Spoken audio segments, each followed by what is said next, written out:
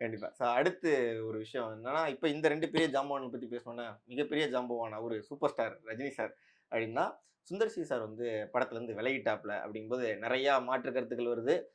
Sir அத எப்டி பார்க்குறீங்க? இன்னொன்னு வந்து சுந்தர் சி சார் மேல தான் தப்பு அப்டின்னு ஒரு சைடு சொல்றாங்க. இன்னொன்னு ரஜினி சார் மேல தான்ப்பா தப்பு. எந்த டைரக்டருமே ஒத்துக்க வைக்க மாட்டேங்கிறாப்ல. அவரு மேல தான் தப்பே இருக்கு அப்டிங்கிறாப்ல. யார் மேல சார் தப்பு? யார் மேலயும் தப்பு கிடையாது. அவங்கவங்க சூழ்நிலை அவ்வளோதான். இப்ப ஓகே. ரஜினிய பொறுத்த அளவுக்கு வந்து, அவரு இன்னும் ஒரு அதிகபட்சம் போனீங்கன்னா, ஒரு 2 படம், 3 படம் பண்ணலாம். என்ன இருந்தாலும் ஏஜ்ன்னு ஒண்ணு இருக்கு. ம். அவருக்கே கூட சில நேரம் ரைட்டு ஓகே நெறைய பண்ணிட்டோம். புடிச்ச மாரி ஒரு படத்த பண்ணிட்டு விலகிடலான்னு கூட தோணலாம். ம்.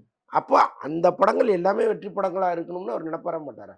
அப்ப அந்த கதையில ஒரு திருப்தி இல்லாதப்போ, திரும்ப திரும்ப கேட்டுட்டே இருப்பாரு. ம். இது மாத்துங்க, அத மாத்துங்கன்னு சொல்லுவாரு. அவரு பாயிண்ட் ஆஃப் வியூல அது கரெக்ட். ம். சுந்தர்சிய பொறுத்த அளவுக்கு, நாம இவ்வளோ பெரிய டைரக்டரு, ம். எவ்வளோ வெற்றி படங்கள் குடுத்துருக்கோம். ம். இன்னைக்கும் பெரிய நடிகர்கள வச்சு நம்ம நி வெற்றி குடுக்கல. ம். சாதாரண நடிகர்கள வச்சே நம்ம ஹிட் குடுக்குறோம். ம். யார் வீட்டு வாசல்ல நம்ம போய் நிக்க வேண்டிய அவசியமே இல்ல. ம். நாம எதுக்கு ரஜினி வீட்டு வாசல்ல கை கட்டிட்டு நிக்கணும்? வேண்டாமேன்னு அவரு நினைக்கிறாரு. அதுவும் நியாயம் தானே. ம். வெளில வந்துட்டாரு. ஆனால் வந்த முறை தவறுன்னு சொல்றேன். ம். இப்ப நீங்க ரஜினி, கமல்ங்கிற இருவரும் இமயங்கள் இதுல சம்மந்தப்பட்டிருக்காங்க. ம். நீங்க சார் என்ன திரும்ப திரும்ப கதைய கரெக்ஷன் பண்ண சொல்றீங்க. என்னால ஒரு கட்டத்துக்கு மேல முடியாது. ம். நீங்க வேற டைரக்டர வச்சுக்கங்க சார்.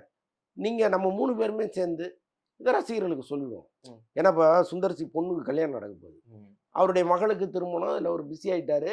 அதனால இந்த படத்த பண்ண முடியாம போயிட்டாருன்னு சொல்லிட்டா, எந்த கான்ட்ரோவர்சியுமே இல்ல. ஆ. ஈஸியா வெளில வந்துடலாம். இவரை யாரும் திட்ட போறதில்ல, அவரை யாரும் திட்ட போறதில்ல. இவ்வளோ பெரிய செய்தியா அது மாற போறதும் கிடையாது. ம். அழகா வந்திருக்கலாமே. ஏன் வந்து அவங்க 2 பேரையும் காயப்படுத்துற மாரி ஒரு விஷயத்த வெளில வந்து பண்றாரு. என்னதான் அந்த கடிதத்துல வந்து ரொம்ப அப்படியே கனத்த தேன தடவுன மாரி எழுதியிருந்தா கூட, உள்ள என்ன இருக்குங்கிறது எல்லாருக்கும் தெரியும்ல. ம். அப்ப 2 பேரையும் அசிங்கப்படுத்திட்டாரு தானே. அத சுந்தர் சி செஞ்சிருக்கணும்.